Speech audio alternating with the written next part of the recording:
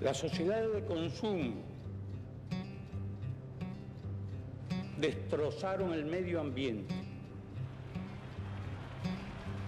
liquidaron millones de especies de plantas y animales, envenenaron los mares, los ríos y los lagos, contaminaron el aire, saturaron la atmósfera de dióxido de carbono y otros gases nocivos, rasgaron la capa de ozono, agotaron yacimientos de petróleo, carbón, gas natural y enormes riquezas de minerales sólidos.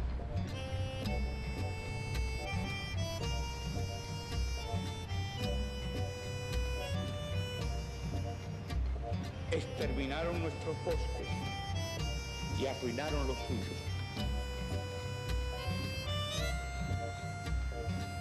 ¿Qué quedó para nosotros?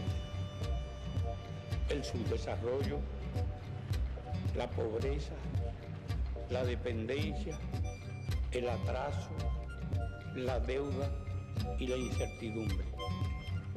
Para las sociedades superdesarrolladas, el problema no es crecer, sino distribuir.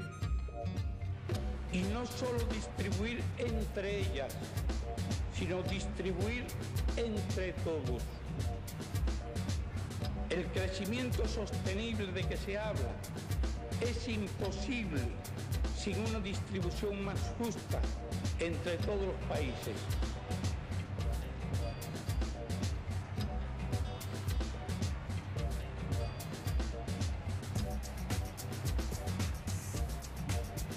Quieras o no, la humanidad es hoy una sola familia y todos tendremos el mismo destino.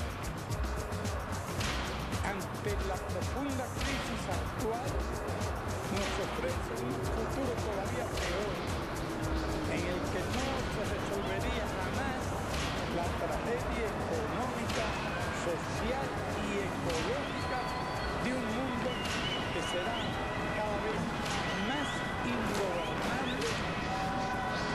Algo tiene que hacerse para salvar la humanidad. Un mundo mejor es posible.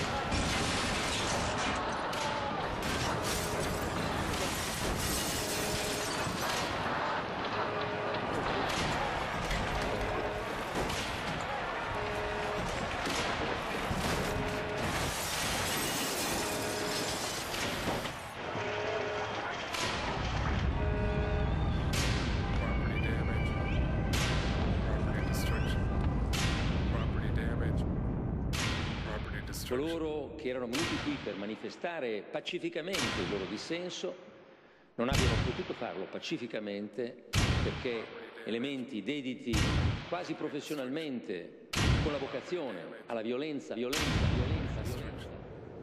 Property damage is not violent. You can't violate a building or a window or something like that. It's very different to us than a question of violence.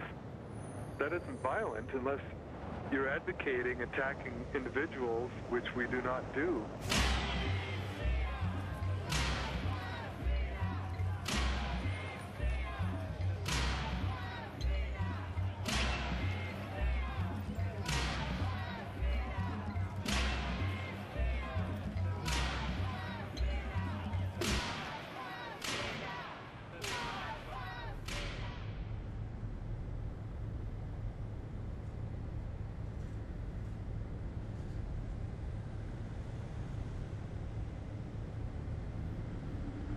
The elite class was sort of panicking, you know, after Seattle especially.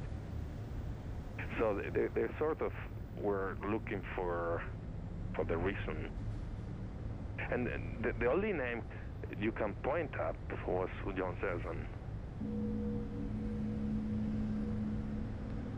If you're looking for a mind behind the movement, it's definitely John Searson. He has written this one book basically thinks that in order to save the world, we have to go back to Stone Age.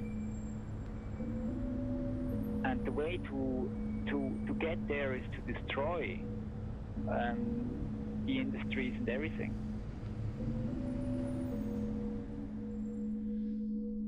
I find it kind of curious or strange that I've been called the architect of the tactic of property damage or the black bloc kind of activity.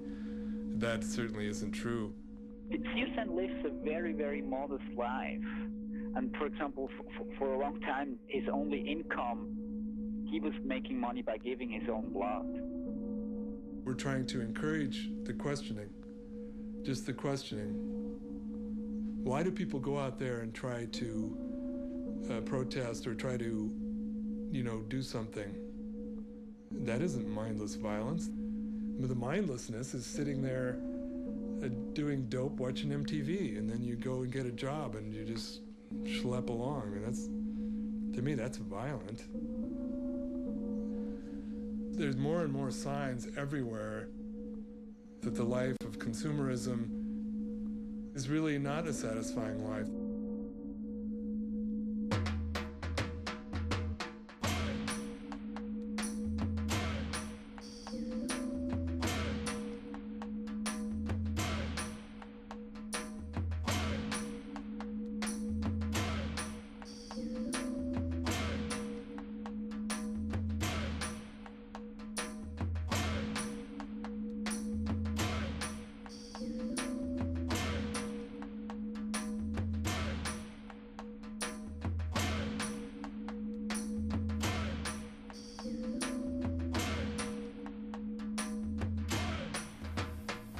We cannot let the terrorists achieve the objective of frightening our nation to the point where people don't shop. Where people don't shop.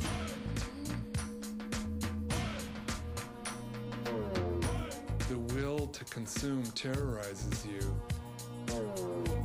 We're terrorized into being consumers. We have the freedom to choose between brand A and brand B and brand C. That's about it for freedom. We cannot let the terrorists achieve the objective of frightening our nation to the point where we don't conduct business, where people don't shop. Yeah, I think there's too much stuff to constantly work and constantly consume. It's madness. It's destroying everything, and it just has to go. I see very little that's worth preserving. I see no value or health in maintaining the system. And to get all these things, it is a matter of coercion after all. People are forced to be in the mines and on the assembly lines. And without that, without these things, you don't have all this stuff.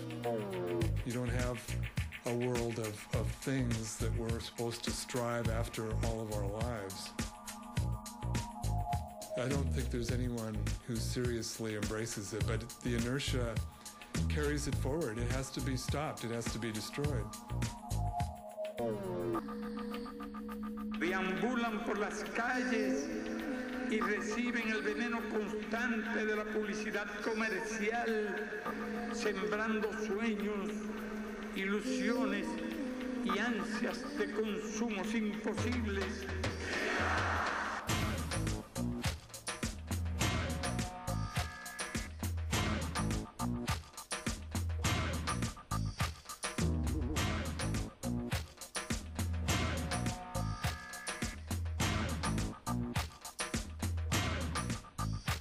We will have a new